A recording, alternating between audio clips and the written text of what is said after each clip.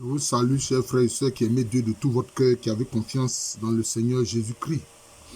Vous connaissez cette expression qui vient de Karl Marx, qui dit que la religion est l'opium du peuple.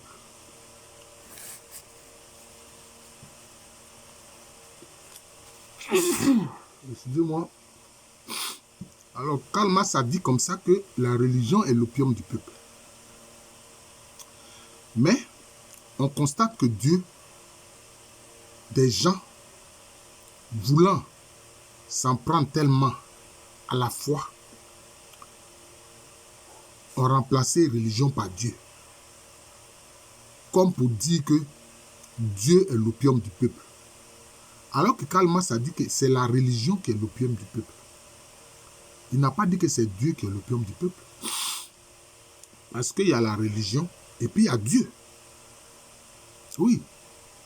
Vous allez me dire, mais religion, ça vient de relier. Hein, de se relier à Dieu. C'est vrai. Mais la religion est un moyen. Ça, il faut que vous compreniez ça. La religion est un moyen. La religion n'est pas Dieu. Est-ce que la religion est Dieu? Est-ce que la religion est Dieu? Est-ce que la religion est Dieu? Non. La religion est un moyen pour rechercher Dieu, pour chercher Dieu, pour accéder à Dieu. C'est un moyen. Mais la religion en tant que telle, en tant qu'outil, n'est pas Dieu. C'est un outil. Voilà, c'est un outil. Hein? C'est un outil, ça c'est clair.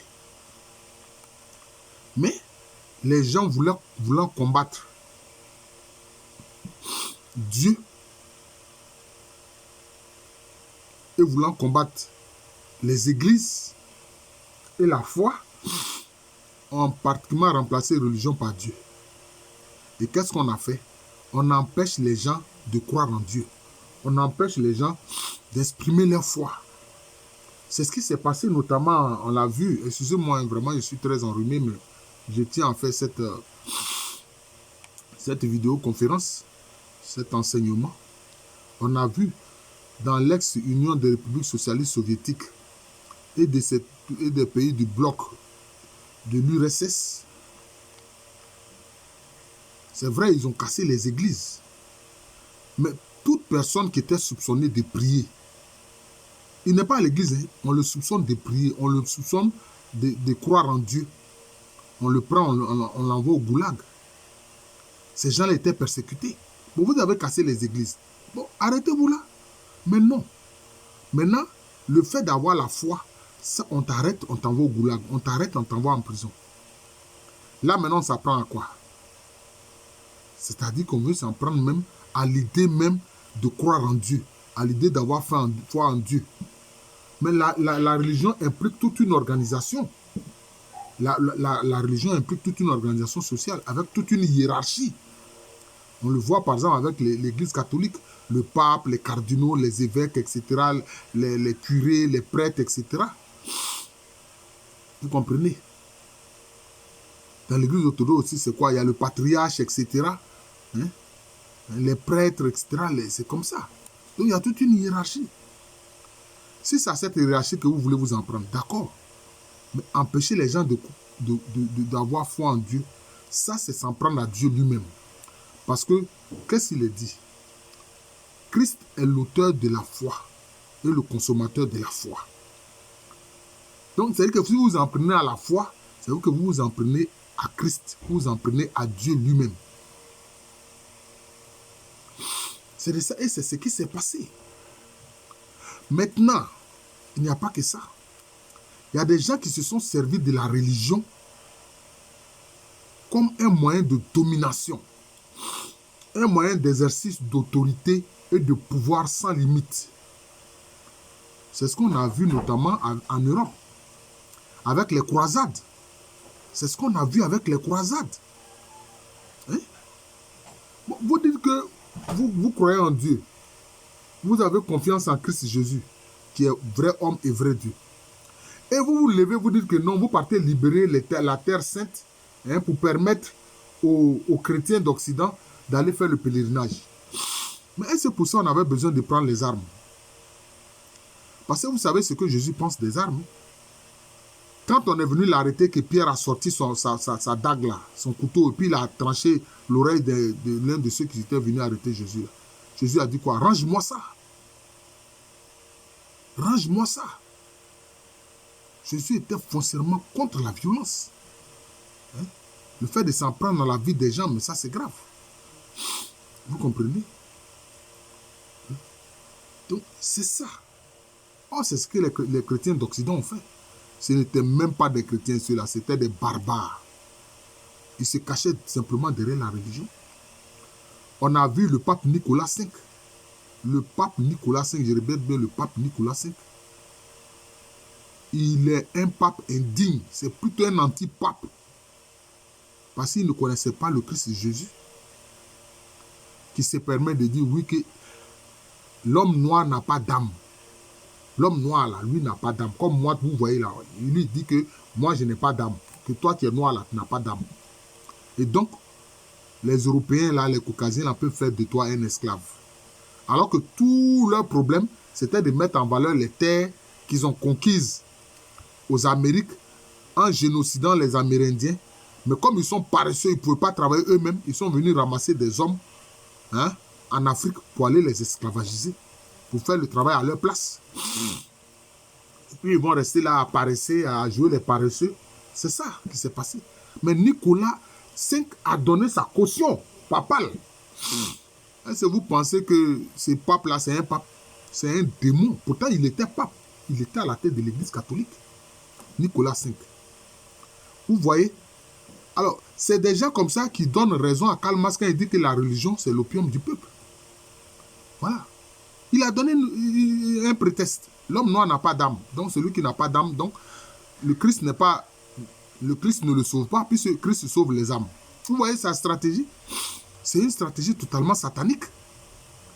Jésus-Christ est venu sauver nos âmes. Mais lui, il dit que l'homme noir n'a pas d'âme. Si l'homme noir n'a pas d'âme, donc il n'a pas besoin d'être sauvé par Christ. Donc, allez, on peut les esclavagiser. On peut l'esclavagiser. Voilà l'astuce démoniaque que Nicolas V a utilisée. Et puis maintenant, les croisés qui sont allés en Orient, qu'est-ce qu'ils ont fait? Ils s'en sont pris même aux frères chrétiens qui sont en Orient. Ils s'en sont pris aux chrétiens d'Orient. Hein? Ils s'en sont pris aux chrétiens d'Orient. Parce qu'en ce moment-là, l'islam commençait à dominer l'Orient. Et ils s'en sont pris aux chrétiens d'Orient.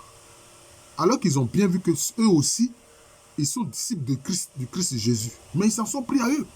Pourquoi? Qu'est-ce qui les intéresse? C'était la richesse. C'était la richesse.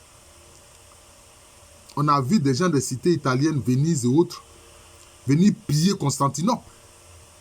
Parce que qu'est-ce qui les intéresse? C'est les biens matériels. En fait, les croisades pour dire que non, ils veulent libérer la terre sainte pour que les chrétiens puissent faire tranquillement le pèlerinage là-bas. En réalité, c'était une quête de biens matériels.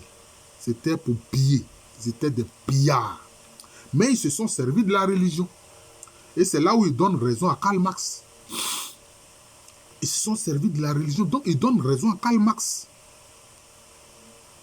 Cet enseignement, je vais l'intituler « La religion peut être l'opium du peuple, mais jamais Dieu. » Jamais Dieu. Vous voyez? C'est ça. Même on a vu l'islam, ça a été la même chose. Hein? Ceux qui ont porté l'islam avec l'épée,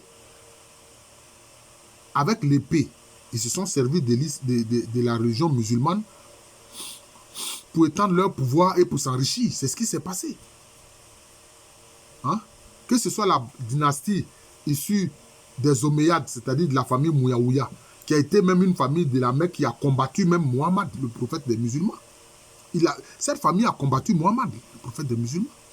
Mais quand ils ont vu qu'ils peuvent se servir de l'islam pour s'enrichir, c'est eux qui vont former la première dynastie des califes qu'on appelle Omeyyades. Ils sont en fait de la famille des Mouaouya. D'ailleurs, qu'est-ce qu'ils ont fait? Ils ont massacré certains compagnons du prophète Mohammed pour le pouvoir. Et ils ont catapulté la Kaaba. Donc vous voyez, quand Karl Marx dit que la religion c'est l'opium du peuple, ça se comprend parfaitement. Mais je dis jamais Dieu. Dieu, lui, n'est l'opium de personne. Lui, il a créé l'homme et il ne veut que le bien de l'homme. Voilà. Mais la religion en tant qu'organisation, La religion, c'est une forme d'organisation sociale. Hein? On a vu les califes abbassides. Eux aussi, ils ont fait la même chose. Les mêmes crimes avec ce qu'ils appellent le djihad. Alors que le djihad, en fait, c'est un combat sur soi-même. C'est d'abord ça, à l'origine, c'est un combat sur soi-même pour se débarrasser de ces mauvais penchants. Mais eux, ils ont dit non, qu'ils vont se servir de ça pour convertir les gens à l'islam. Alors que, à l'origine, la conversion à l'islam, c'est quoi? Ça part de quoi? De ce que les musulmans appellent la dawa, c'est-à-dire la prédication. Mais eux, ils ont laissé de côté la dawa et la prédication pour faire quoi? Pour prendre l'épée. Tu acceptes que tu es musulman. Sinon, on fait quoi? On te tranche la tête. C'est ce que aussi bien les califes de la dynastie des Omeyyades comme ceux de la dynastie des Abbassides ont fait. D'ailleurs, ceux de la dynastie des Abbassides, malgré que même de nombreux Noirs en ce moment-là même s'étaient convertis à l'islam au Moyen-Orient, mais ils ont commis un génocide contre les Noirs qui étaient au Moyen-Orient. C'est ce qu'on a appelé le génocide contre les Anges. Parce qu'on a d'abord, puisque eux, ils voulaient esclavagiser les Noirs qui étaient au Moyen-Orient, qui étaient en fait des hommes libres. Parce que les Noirs ont toujours habité le Moyen-Orient. Les Cananéens, c'était des Noirs. Les Samourous ou Sumériens, c'était des Noirs. Hein? Les Madianites, c'était des Noirs. La femme de Moïse, Séphora, la fille de Jéthro, hein? Le prêtre Madianite, c'était des Noirs. Séphora était noir. D'ailleurs, regardez dans la Bible, vous verrez l'épisode où Aaron et Moïse, leur sœur qui s'appelle Myriam, qui n'a rien à voir avec la Vierge Marie, n'aimait pas Séphora parce que Séphora était noire. Et elle a eu la lèpre. Elle a eu la lèpre. Parce que Dieu n'aime pas les racistes. Mais en fait, c'est son racisme-là qui s'est transformé en lèpre contre elle-même. Donc vous voyez, donc c'est ça. La religion sert de prétexte. Même jusqu'à aujourd'hui. Quelquefois, on assiste à des massacres. Hein, entre musulmans et puis hindous. En Inde, au Pakistan, notamment, il y a des musulmans extrémistes qui, quelquefois, viennent mentir sur des chrétiens. Là où les chrétiens sont très minoritaires pour dire que non, ils ont blasphémé, qu'ils ont insulté le prophète des musulmans, et puis on les prend, et puis ils sont lapidés. C'est ça la religion qui est l'opium du peuple. Et à ce point, Karl Marx a totalement raison. J'ai dit, mais la religion peut être l'opium du peuple. Mais si la religion est utilisée à bon escient, si la religion est utilisée comme un moyen pour vraiment se rapprocher de Dieu, alors la religion n'est pas l'opium du peuple. Les sacrements de l'Église catholique, ce sont des vrais moyens de sanctification et de purification pour se rapprocher de Dieu. Vous comprenez? Mais des gens au sein de l'Église peuvent en faire autre chose. Peuvent en faire autre chose. Vous comprenez? Donc c'est ça le problème. Donc il faut que nous restons focalisés, n'est-ce pas, sur Dieu. Voilà. D'abord, focalisons-nous sur Dieu. Et comprenons que la religion est un moyen. Même on a vu Isabelle et puis son mari Ferdinand, qui se voulaient être les rois très chrétiens. Quand ils ont reconquis, ils ont fait ce qu'on appelait la Reconquista contre les musulmans qui étaient qui étaient en Espagne. Hein? Mais qu'est-ce qu'ils ont fait? Ils ont obligé les Juifs, parce qu'il y avait des Juifs qui étaient dans la zone. Ils ont obligé les Juifs, soit tu te convertis au catholicisme, soit tu quittes l'Espagne. C'est ce qui est arrivé. Mais est-ce que Jésus a obligé quelqu'un à le suivre? Jésus n'a obligé personne à le suivre. Même quand il a fait son discours à Capharnaüm, dans cette synagogue où il a dit de manger sa chair pour avoir la vie. Il dit, celui qui ne mange pas ma chair n'a pas la vie en lui. Mangez ma chair, buvez mon sang. Les gens étaient scandalisés. Ils ont dit, mais ça, on ne peut pas continuer de l'écouter. Comment lui, il peut nous demander de manger sa chair, de boire le sang, de boire son sang? Alors que le sang même là, Pour les Juifs, c'est interdit de consommer le sang. Quand les Juifs vont manger de la viande ou bien du poisson, ils ont des grandes bassines d'eau où ils mettent la chair du poisson ou de la viande dedans pour que l'eau absorbe tout le sang. Et maintenant, Jésus vient leur dire, mangez ma chair, buvez mon sang. Ce jour-là, beaucoup de ses disciples l'ont quitté. Est-ce qu'il leur a fait la guerre pour les obliger à rester ses disciples? Non. Il a même demandé à Pierre et à quelques-uns, voulez-vous aussi partir? C'est là que Pierre a dit, à qui irions-nous? Seigneur, tu as les paroles de la vie éternelle. Quelquefois, comme ça, très souvent, Pierre, quelquefois, il est visité par le Saint-Esprit. Il dit, à qui irions-nous, Seigneur? Tu as les paroles de la vie éternelle. Et eux, ils sont restés. Jésus n'a obligé personne à rester avec lui ou à s'en aller. Voilà, donc c'est ça le problème. Voilà. Donc c'est cela. Et regardez par exemple dans l'hindouisme. C'est ça qui montre que vraiment aussi que la religion peut être l'opium du peuple. Dans l'hindouisme, qu'est-ce qu'ils ont fait? Il y a des personnes, selon les castes, on dit non, ceux-là, ce sont des intouchables. Que ce sont des gens impurs. Mais comment toi, un être humain, tu te lèves, tu dis que toi, tu es pur et puis l'autre est impur? Parce que lui, il fait un métier dans lequel il ramasse les ordures, il vide les toilettes, il nettoie les WC, etc. Alors toi, tu le proclames impur. Mais s'il a vidé les toilettes, s'il va se laver là, il est propre. Mais toi qui as des mauvaises pensées, que tu penses que lui, c'est un être inférieur, que si toi, tu le touches, tu vas devenir impur là. Là, toi, tu ne vois pas que ta pensée là, est pourrie et que ça sent mauvais. Voilà le problème de la question de la religion. C'est ça. C'est ça. Oh, Dieu, lui, il est quoi? Il est amour, il est bonté, il est bienveillance, il est liberté.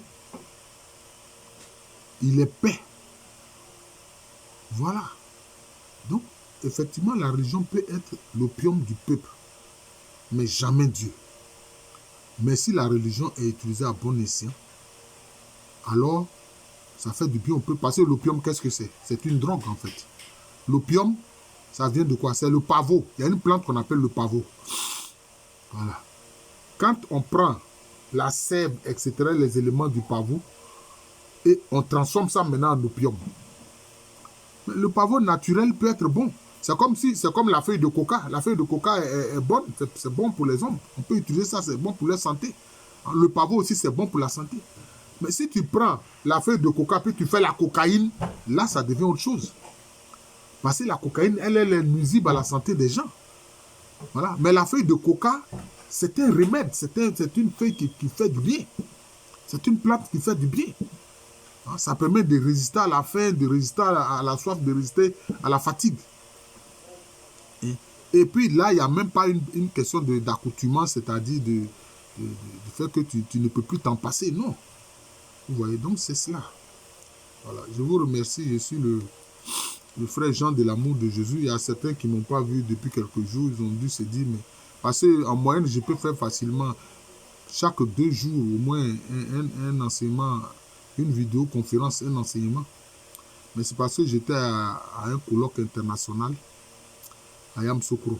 Voilà, un colloque international et scientifique où les jeunes générations d'historiens ont voulu rendre hommage aux anciens qui les ont formés, voilà, leurs maîtres qui les ont formés à la discipline historique. Voilà. Donc, je vous remercie. Je suis le frère Jean de l'amour de Jésus. Tantôt, les gens disent Jean de l'amour de Dieu. Non, c'est Jean de l'amour de Jésus. Voilà. Et c'est aussi le nom de cette chaîne YouTube de moi. Il faut vous y abonner et il faut partager ces vidéos, faire connaître la chaîne YouTube Jean de l'amour de Jésus et partager les enseignements que je donne. Donc, le titre c'est « La religion peut être l'opium du peuple, mais jamais Dieu ». Je dis bien « peut être ». Voilà, dans certains cas, mais pas toujours forcément.